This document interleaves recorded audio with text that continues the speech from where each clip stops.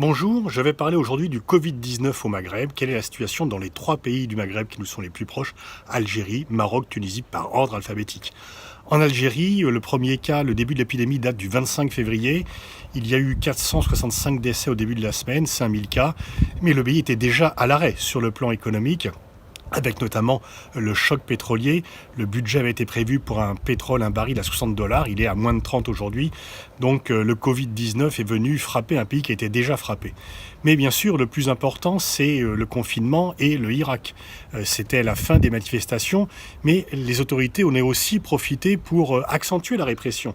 Il y a eu 5000 prisonniers qui ont été relâchés, aucun prisonnier politique, aucun prisonnier de la répression, et au contraire, il y a eu des arrestations supplémentaires. Maghreb émergent, Radio M ne sont plus accessibles. Khaled Drareni, qui était le correspondant de Reporters sans frontières et de TV5 Monde, a été arrêté et le président Tebboune l'a accusé d'être à la solde des journaux étrangers. Oui, quand on travaille souvent pour des journaux étrangers quand on est journaliste, et là effectivement on voit bien que le pouvoir en profite un peu pour accentuer la répression. Une cinquantaine d'arrestations depuis le début de l'Irak, mais je ne pense pas que l'Irak soit mort, il va repartir, et de nouveau je crois que les Algériens vont manifester pour leur liberté. Et alors, sur le plan international, il y a une aide de la Chine qui est déjà très présente, c'est le principal partenaire commercial de l'Algérie, et une aide également de la Russie. Au Maroc, les premiers cas sont apparus le 2 mars. Le 19 mars, c'était l'état d'urgence qui avait été décrété jusqu'au 20 mai. Le port du masque est obligatoire, mais les masques sont abondants. Il y a eu une petite crise au départ, il y a eu un trafic, mais là, il y a une production massive et les masques coûtent 1 centime d'euro. Donc, ils sont vraiment accessibles à tout le monde. Il y a 174 décès au début de la semaine et un peu moins de 5000 personnes contaminées. Donc, les masques sont fabriqués nationalement. Il y en a 7 millions qui sont fabriqués au quotidien, et donc le Maroc est autosuffisant en termes de masques. Les amendes en cas de non-respect du confinement sont assez élevées, 115 €, et ça peut aller de 1 à 3 mois de prison, donc c'est quand même plus que dissuasif. La difficulté, c'est qu'il y a 3 secteurs essentiels qui sont atteints. Le tourisme, bien sûr, et là, c'est presque 500 000 emplois qui sont menacés. Le transport, notamment le transport aérien et routier. Et bon, pour la Royal Air Maroc, c'est effectivement compliqué. Et l'agriculture également, qui a été touchée. Donc, on estime que ça sera pour le Maroc la pire année sur le plan économique depuis 1999.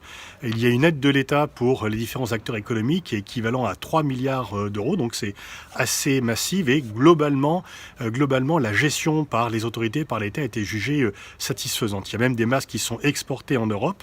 Il y a une aide médicale chinoise et Mohamed VI a proposé à d'autres chefs d'État africains qu'il y ait une initiative commune. Donc en fait, le Maroc, à travers la crise du coronavirus, essaye de se poser comme étant un interlocuteur crédible pour les pays du Nord, fournisseurs de masques, mais aussi un partenaire fiable pour les pays africains. Enfin, la Tunisie, les premiers cas sont apparus le 2 mars, au moment où le nouveau gouvernement rentrait en place. Donc c'est effectivement difficile. Il n'y a que 42 décès et un peu plus d'1 millier de cas déclarés au début de la semaine. Donc c'est positif, mais bien sûr, le coronavirus est venu s'ajouter aux difficultés économiques bien connues de la Tunisie.